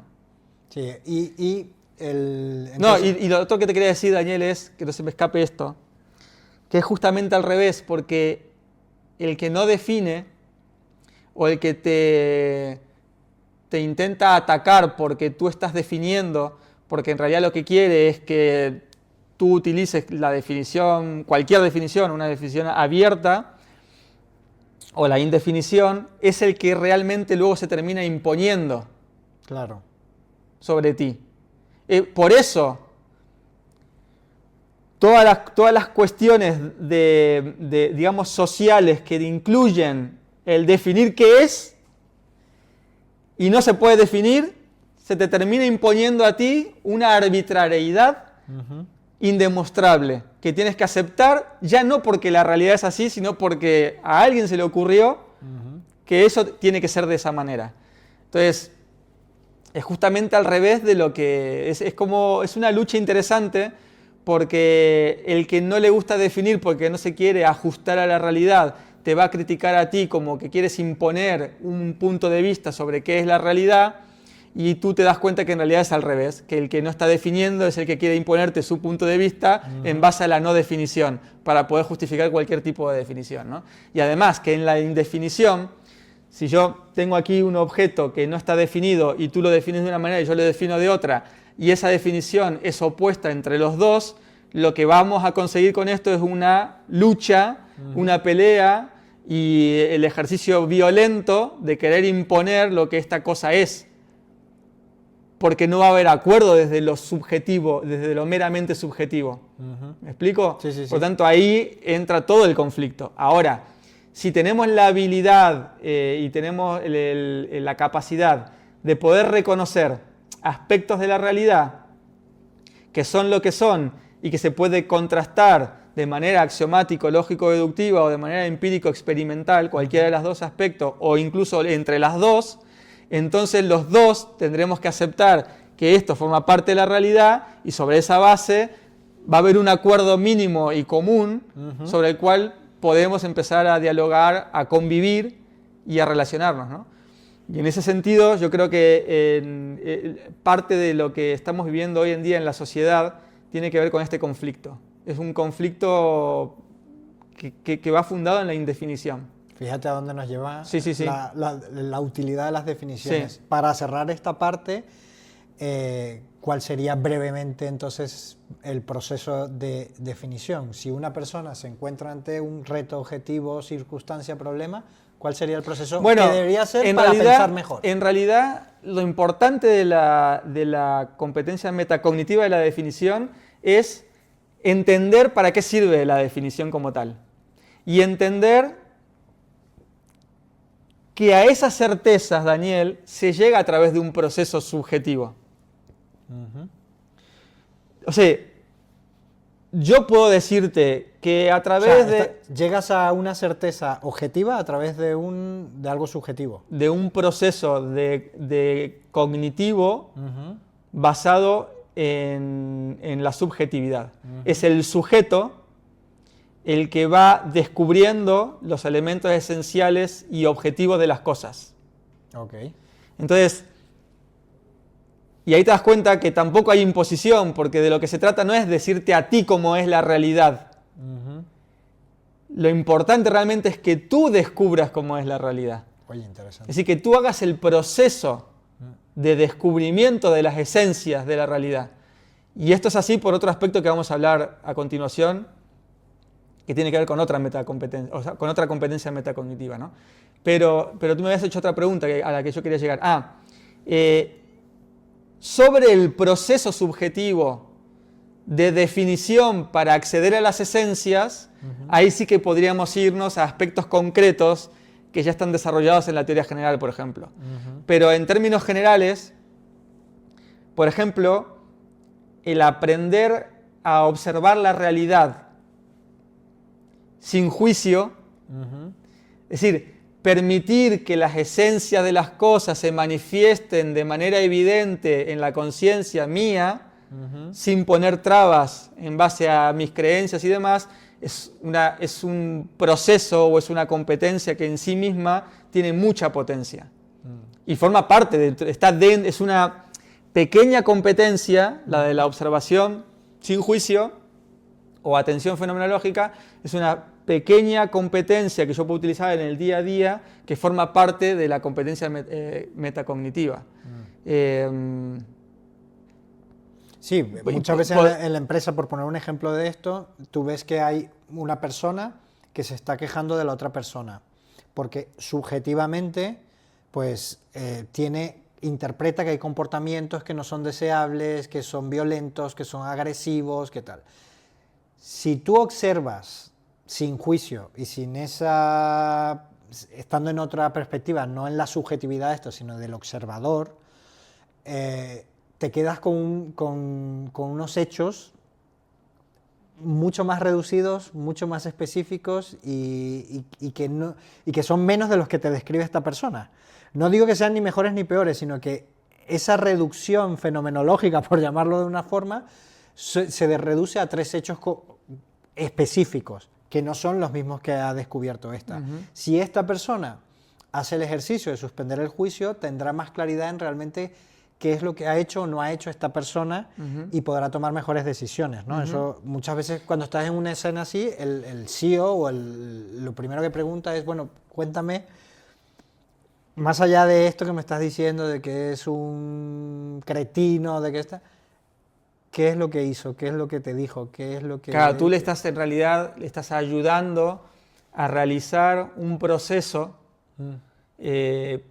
para el reconocimiento de esas esencias. Exacto. Pero que es algo que más allá del proceso en sí que nosotros desarrollamos en la teoría general, uno podría implementarlo en su día a día a la hora de observar la realidad y de las cosas en las que se enfrenta en el día a día. Y bueno, podría decirte más cuestiones relacionadas con los procesos de definición, pero ya nos meteríamos en detalles muy concretos, o sea, digamos, profundizar demasiado en esta competencia metacognitiva. Yo saltaría, si quieres, a una próxima. Tenemos porque de momento tenemos el marco general, historia, teoría, práctica. Luego, la utilidad de las definiciones, y esto nos llevaría a la jerarquía cognoscitiva. Exacto, la jerarquía cognoscitiva, que en realidad está relacionada con las otras dos, ¿no? Que también la jerarquía cognoscitiva es compleja, pero... Claro, sí, todo esto realmente es complejo precisamente porque es metacognitivo. O sea, si no fuera así sería mucho más fácil, ¿no? Fíjate Daniel, si ya explicar lo que es una atención fenomenológica es compleja, imagínate lo que es una competencia específica. Una competencia metacognitiva es mucho más difícil de articular pero bueno, también tiene que entender el espectador que estamos haciendo el esfuerzo de traer algo que estamos desarrollando y que todavía no podemos desvelar del todo cómo se integra, pero que estas pinceladas por lo menos les permita entender que estas metacompetencias se aprenden en los talleres que tú estás dando porque están incluidas de manera implícita en todo lo que se está enseñando, ¿no? Y que precisamente por eso las estamos trayendo. Los alumnos se están viendo beneficiados de esto aunque no esté explícitamente expuesto de esta manera. Bueno, la jerarquía cognitiva lo que viene a decirnos es, y esto es muy importante, que en la realidad hay como 3 capas de conocimiento al cual el ser humano tiene acceso.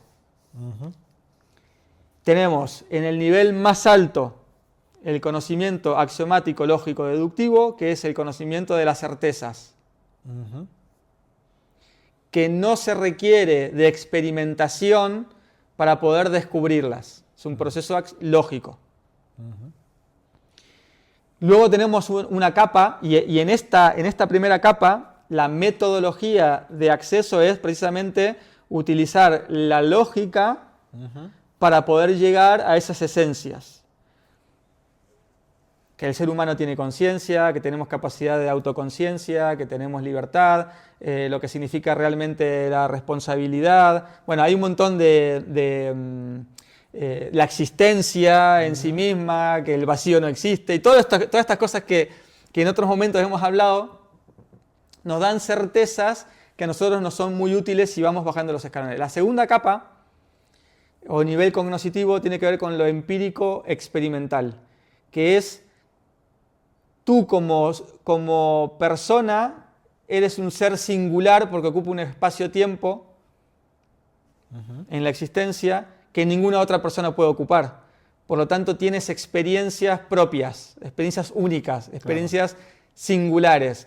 Tú te relacionas con la realidad de una manera determinada y yo me relaciono también de una manera determinada. Por eso, frente a una misma esencia, frente a una misma realidad, lo que sea, no sé, frente a este vaso de Aquarius. Yo cuando empezamos la entrevista te dije, ¿quieres Aquarius? No, yo no quiero porque, ¿no? Sí. Bueno, esto es lo mismo, aquí hay una esencia, pero tú te relacionas con esto, lo que es esto, de una manera diferente a como me relaciono yo. Eso no cambia la realidad, no cambia el Aquarius que está dentro ni al vaso. Pero tú tienes una experiencia y yo tengo otra, y esa experiencia es subjetiva, ¿sí? Y en base a esa experiencia subjetiva que yo tengo y que tiene que ver con mi experiencia, entonces yo determino una forma de comportamiento que sería el tercer nivel de acceso al conocimiento, que es donde yo ya empiezo a determinar mis técnicas y a utilizar mis herramientas para conseguir mis resultados. Entonces, si yo tengo sed, porque estuve haciendo gimnasia, y yo sé lo que es la esencia del Aquarius, por decirlo de alguna manera, en base a mi experiencia, yo sé que un poco de Aquarius a mí, por las sales que tiene, me quita la sed y me deja más satisfecho. Entonces yo me relaciono con el Aquarius de una forma más amable, más cercana. Yo solo cuento calorías. Más cercana y tal. Frente a lo que tú sabes de lo que es el Aquarius también, y en base a tu experiencia, tú te acercas de una manera, bueno, no te acercas al Aquarius porque tiene muchas calorías o porque te dijeron que las sales produce cálculos en la vesícula, o sea, que también puede ser, el exceso de tal puede producir, por lo tanto decides no hacerlo. Y estás determinando ahí un comportamiento sobre la cual también puede derivar una técnica. ¿Qué es lo que yo hago cuando tengo sed?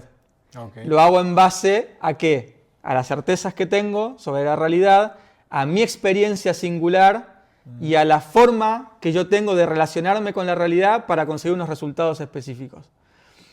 Por eso, esta pirámide, si te das cuenta, que es una pirámide que utilizo en todos mis libros, es una pirámide que me permite a mí hacer ciencia, es una pirámide que utilizamos para definir un montón de cuestiones profesionales en áreas específicas, también nos permite poder utilizarla para saber cómo yo me voy a enfrentar a la realidad, cómo voy a hacer uso de las certezas, de las experiencias y de las técnicas para poder conseguir los resultados que yo estoy buscando. O sea, que sería esa jerarquía cognitiva sería todo lo que está axiomáticamente, la parte, el post-actio sería la parte empírica, Empírico experimental. La parte que experimentas, ¿Y el inactio sería? El inactio, que es en la acción, tiene que ver con la relación, que para mí es una palabra clave. Que Claro, no tú hablabas del axioma a la relación, ¿no? Claro, claro, y es una palabra clave que no puedo profundizar ahora en esto, pero que es lo que estoy desarrollando, y es que yo encuentro que la clave fundamental de todo lo que estamos hablando tiene que ver con el concepto de relación, es decir, cómo me relaciono yo con la realidad y con el mundo y con las personas. Pero no por la relación en cuanto a las relaciones interpersonales, de la inteligencia emocional, no tiene nada que ver con eso. Tiene que ver con que yo he encontrado, Dani, que en la relación existe la integración entre lo objetivo y lo subjetivo, entre lo axiomático, lógico, deductivo, entre las certezas y la experiencia. Vale, que eso sería la cuarta... Y esa sería una cuarta competencia metacognitiva. O sea, la relación entre... La relación sería la integración entre lo objetivo y lo subjetivo. Así es. Vale, explícame un poco más de... Bueno, si tú te das cuenta, lo axiomático, lógico, deductivo podríamos reducirlo a que tiene que ver con la realidad objetiva. Sí, o sea, para que... A ver, porque un alumno entiende perfectamente qué es lo axiomático, lógico, deductivo, pero una persona que no pertenezca a la red o no haya leído la teoría no lo entiende, pero ve el axioma como un tipo de conocimiento o certeza abstracta, lo más... Que no se puede contraargumentar sin contradicción. Sí, y que yo pongo esta coletilla, siempre le encanta a los alumnos que digo, bueno, tú no ves axiomas corriendo por la selva, tú no los ves por ahí, son conceptos abstractos, pero que tienen nivel de realidad, que son hechos primarios de la realidad. Entonces, ese concepto tan abstracto que no se puede demostrar a través de un telescopio o un microscopio, tiene una consecuencia directa o una implicación directa en la práctica, en lo que haces, en la técnica, en cómo lo haces, ¿no? Eso sería sería de la parte más abstracta a la implicación real, pero ahí entra la relación, ¿no? Claro, entonces, si nosotros ponemos o definimos, para hacerlo más simple, a todo lo que es el conocimiento axiomático lógico deductivo, es decir, axioma, categoría, teorema, que también es más complejo de explicar, pero los axiomas se desarrollan, se pueden incluso, digamos, categorizar, y esas categorías también se pueden a su vez, es como una raíz que va abriendo, ¿no? Sí, déjame que las leas simplemente para crear una imagen más clara, ¿no? Por ejemplo, en esas categorías axioma está el axioma de identidad, el axioma de no contradicción, del tercero excluido, conciencia y autoconciencia, el axioma de la existencia, el axioma de la acción humana, como principios, que es una categoría inferior, es decir, la más alta de esos axiomas. Los principios serían la conciencia, libertad, confianza, responsabilidad, compromiso, coherencia. Las categorías propias serían causal, teleológica, tecnológica, apreciativa o axiológica, económica, relacional, social, espiritual. Y ya lo que más aterriza, de donde derivan, serían los teoremas, sería, bueno, la finalidad, el motivus, expectativas, engendramiento, elección, seguimiento, ¿no? Sí, ahora, todo eso que has leído tú es la relación axiomático, lógico, deductiva, empírico, experimental, técnica, en relación al proceso de ayuda sin transferencia para la catalización del engendramiento. Pero esa misma relación se puede ampliar. Okay.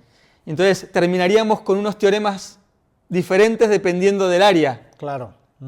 ¿Entiendes? Entonces... Que eso es lo que estás haciendo tú. Exactamente. En tu nuevo trabajo de investigación, claro, cómo esos teoremas se pueden relacionar con diferentes ámbitos.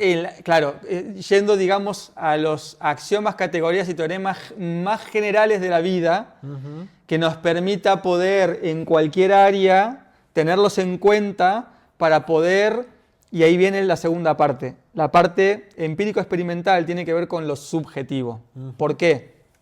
Porque es el sujeto el que experimenta, sobre la cual va a sacar conclusiones. ¿Sí? Esa parte empírico-experimental del sujeto podríamos etiquetarla, englobarla en el concepto de lo subjetivo. Si lo otro era objetivo, esto es subjetivo. que no hay contraposición entre lo objetivo y lo subjetivo, no es lo contrario. Son dos elementos propios de la realidad. ¿Sí? Nosotros le hemos puesto en la teoría general, aparece de manera explícita como continente y contenido también. Yo puedo definir cuál es el continente, que es la parte objetiva del proceso de ayuda sin transferencia para la catalización del engendramiento, y definirlo. O yo puedo definirte el continente del self-management, o puedo definirte el continente de lo que es una empresa. Pero luego está el contenido, que es la parte subjetiva, en la que una empresa concreta va a tener una singularidad, valga la redundancia, única. Claro, personas diferentes, cultura diferente. Y vas a encontrar personas que tienen una vida y una existencia única. Y vas a encontrar modelos de management que tienen una constitución única. Eso tiene que ver con el mundo subjetivo.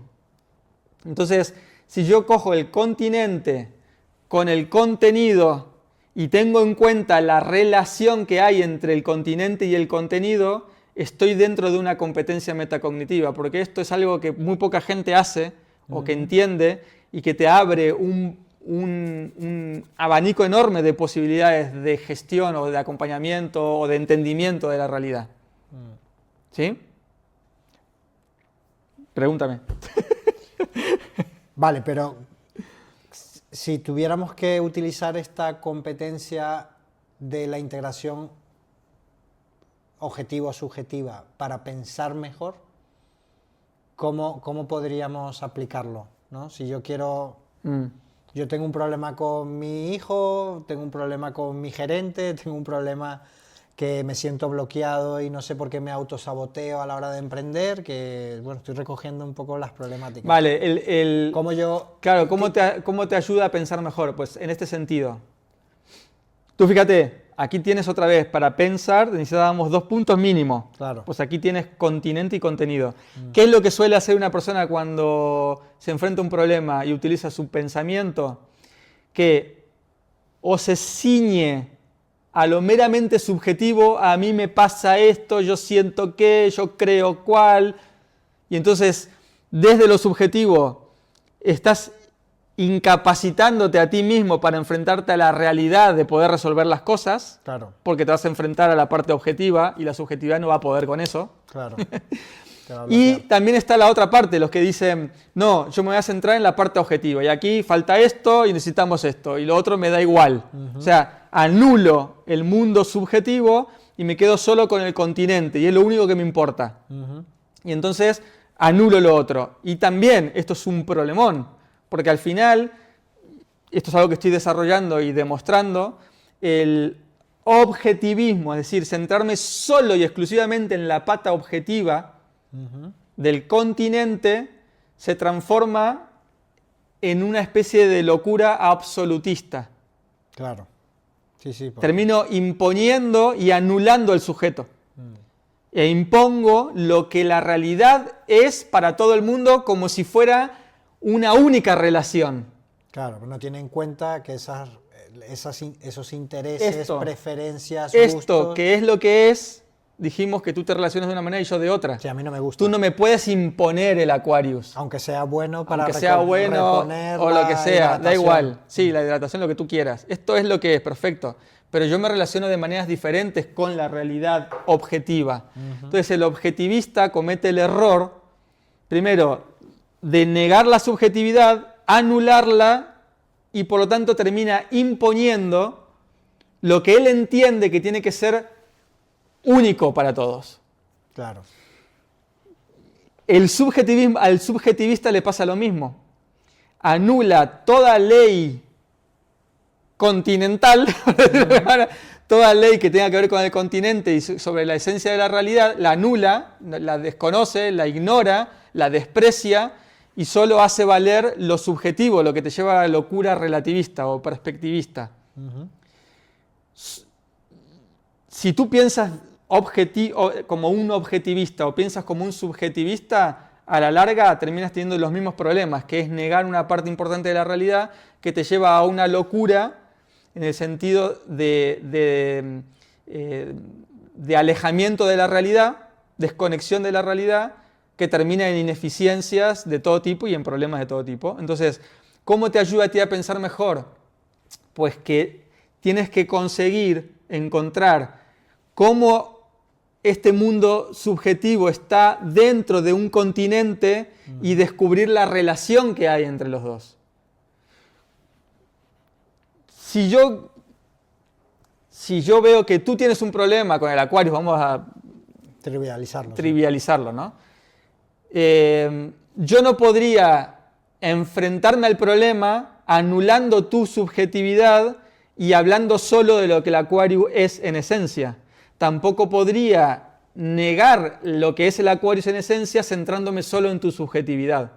Lo que tendría que hacer es tratar de entender la relación que tú tienes con esta realidad para ver dónde está realmente el problema y qué es lo que quieres conseguir. Evidentemente aquí no hay ningún problema porque tú no quieres Aquarius y no tienes tampoco por qué tomarlo. Sí, pero hay situaciones en las que sí... Pero hay, efectivamente, entonces, si yo me enfrento a un problema de relación, me enfrento a un problema en la empresa, me enfrento a un problema el que sea, y yo tengo como distinción continente y contenido, mundo objetivo y mundo subjetivo, porque reconozco que puedo acceder a ciertas certezas de la realidad y a la vez reconozco la subjetividad singular de esa persona que se está relacionando con esa certeza, tengo todos los elementos para pensar bien. Claro, sí, sí. Por ejemplo, es como... O para ayudarte a pensar bien. Por ejemplo, cuando estás, imagínate, estás en una situación laboral en una empresa y hay un manager hay un manager y un subalterno que tienen mala relación, ¿no? Y el subalterno se puede fijar solamente en su malestar subjetivo y no fijarse en aquellos elementos del continente que son objetivos, como que es el manager, tiene una autoridad o poder mayor, puede despedirte, puede...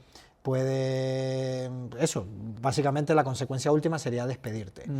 Si a ti te importa ese trabajo y no tienes en cuenta esos elementos de objetivos del continente y solo tienes tu malestar, probablemente no vas a integrar bien lo objetivo-subjetivo, vas a estarte fijando en lo subjetivo o lo que tú exacerbas de lo mal que lo hace, lo torpe que es, pero vas a tomar decisiones que no tienes en cuenta su relación, su posición, su rango, su influencia con jefes mayores, etc. Sí, sí. Eso sería un ejemplo de integración. Totalmente. O incluso él tiene un propósito en esa organización que es parte también del continente o de la objetividad. Sí, está ocupando un lugar que cumple una función que tiene que ver con lo que la organización necesita. Y eso es parte del continente también. Y, claro, o sea, la parte objetiva. Una vez en las primeras mentorías que tuve contigo, que yo te estaba contando una problemática de interacciones, y recuerdo que en el dibujo que hicimos, me dijiste, bueno, pero la realidad es que esta persona es el manager y que esta persona no la van a mover de allí porque a este jefe le interesa que esté porque le proporciona la información que esta persona quiere, aunque te parezca ilógica. Si esta persona está obteniendo de este manager el resultado que para él es suficiente, independientemente de que genere mal ambiente, es así y punto. Forma parte de la circunstancia, que es una palabra que uso mucho, parte de la circunstancia y tú tienes que ver qué haces frente a esa circunstancia. Claro, entonces, pero ahí hubo que hacer un esfuerzo para identificar objetivamente que aunque ese manager aunque ese manager efectivamente generara mal ambiente en la mayoría de los trabajadores, como estaba cumpliendo el propósito para el dueño de la empresa, que era mantenerlos controlados o pasar toda la información independientemente de los métodos, no iba a ser movido en ese caso, ¿no? Entonces fue como una manera de descubrir un hecho objetivo y a partir de esas circunstancias tener que integrar subjetivamente qué estrategias tienen que desarrollar estas personas si quieren enfrentarse a esa realidad. Tal cual. Sí. Es qué es lo que entonces tú, sujeto, quieres que suceda frente a esta realidad que es la que es. Y entonces tú ahí, al final, terminas pensando mejor porque la decisión que tome la estás haciendo sobre la base de estos dos elementos que son clave, son fundamentales para poder pensar bien realmente. Si no lo hicieras así, lo que harías es, imagínate, negar la realidad, tomar decisiones desde tu subjetividad y te vas a dar con la realidad en algún momento. Terminas despedido. Claro, pero ¿qué pasa, Dani? Que hay gente que termina despedido y siguen en su casa, en el mundo subjetivo, sin haber reconocido la parte objetiva, claro, y van a otro trabajo y cometen el mismo error. No aprenden a pensar mejor. Porque no aprenden a pensar mejor, porque simplemente no se han puesto a hacer el trabajo de reconocer cuáles son esos elementos objetivos que conforman la realidad que a él están rodeando en ese momento y en esa circunstancia. Y tener esta capacidad es una competencia metacognitiva que te da muchísimos beneficios y bueno, de hecho a los alumnos es lo que les ha ayudado muchísimo también en su día a día, en su vida. Esto que hemos hablado a la hora de diseñar procesos, entender estas interacciones es brutal porque tú les pones los puntos sobre la I. O sea, tú dices, a ver, el objetivo es que esta persona es la que tiene aquí el poder y no hay posibilidad de removerla por X intereses. Estas son las circunstancias objetivas. Tú en base a esa definición clara de cuál es el problema, puedes definir mejor cuál es entonces tu problema y a partir de ahí diseñar estrategias adecuadas y medios adecuados. Entonces yo creo que para cerrar, ¿no? Tendríamos que... hay 4 competencias metacognitivas muy marcadas, que las que podemos avanzar son ese marco general a la hora de enfrentarme a la realidad, recurrir a esos 3 niveles histórico, teórico, y hablamos de que lo teórico tiene en sí una definición, un cómo debería ser. Luego, la práctica, que es aquello que quiero alcanzar. No hemos entrado en lo ético eficiente, pero bueno, porque también requeriría bastante desarrollo. La otra competencia metacognitiva sería la utilidad de las definiciones, que creo que ha quedado bastante claro. Además ha sido muy acertado el decir que hay un supuesto anterior a este, que es que sí se puede acceder a la realidad. Luego, la jerarquía cognoscitiva en relación... Del axioma a la relación. Del axioma a la relación, pero que esa jerarquía cognoscitiva son esos principios, axiomas, principios, teoremas que te pueden ayudar según lo que estés buscando conseguir, definir o enfrentar. Y lo último... Bueno, es en realidad axioma, categoría y teorema dentro de la parte primera, de la primera capa. Luego empírico experimental. Exacto, y luego el post-actio y el inactio. Y luego, por último, estaría esta integración continente-contenido, objetivo-subjetivo. Basado en la relación, que es un punto importante para mí. Claro, porque tiene que ver en función de lo que quieres conseguir. Entendiendo el problema que supone centrarse solo en lo objetivo o centrarse solo en lo subjetivo y la necesidad de integrarlos para poder pensar mejor. Vale. Y ahora la última pregunta, ¿por qué estas 4 competencias metacognitivas que nos ayudan a pensar mejor, y creo que queda evidente por qué marcan la diferencia? Y con esto cerramos. No, está bien. Yo creo que marcan la diferencia porque te exige subir un nivel. O sea, el ser humano tiene la capacidad de darse cuenta de las cosas y de darse cuenta del darse cuenta, ¿no? Pues una capacidad metacognitiva es subir un nivel para poder darte cuenta de lo que te estás dando, o sea, para poder darte cuenta de cómo piensas, para que una vez que bajes, una vez dándote cuenta de esto, puedas bajar y gestionar mejor el problema que tienes. Marca la diferencia porque te exige subir un nivel más. En prácticamente todos los procesos de tomas de decisiones que se conocen, o todos los procesos de aprendizaje, o todos los procesos que se han ido desarrollando a lo largo de la historia, yo creo que o el concepto de competencia metacognitiva te obliga a subir un nivel que la gente no está acostumbrada, que hoy en día, creo yo, por lo que dijimos al principio, por el mundo, por la IA, por la robótica y todo esto, lo estamos viendo como yo creo que se ve mucho más palpable, el tener la competencia de poder comprender cómo son los procesos de pensamiento de los humanos, y en este caso de las máquinas, aunque no sea un pensamiento como tal,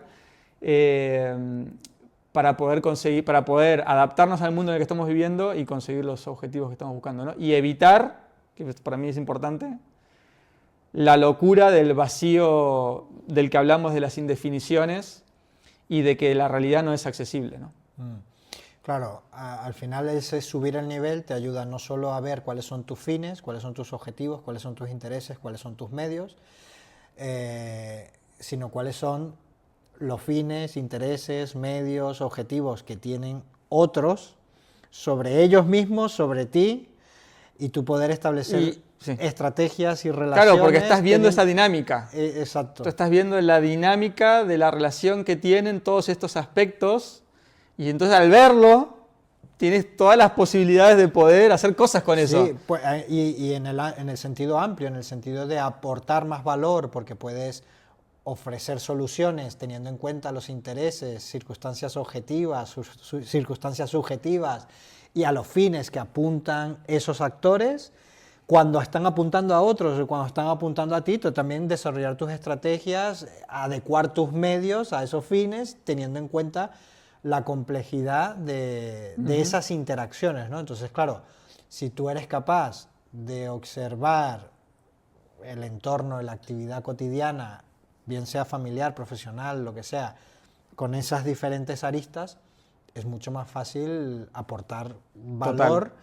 Y ya si incluimos que en todo ese análisis vas a remitirte a esencias, a certezas, a hechos objetivos, conociendo históricos, desechando errores del pasado y definiendo claramente o mejor cuáles son los problemas, objetivos, fines que se persiguen, pues tiene que ser, el resultado tiene que ser, por lo menos, pensar mejor.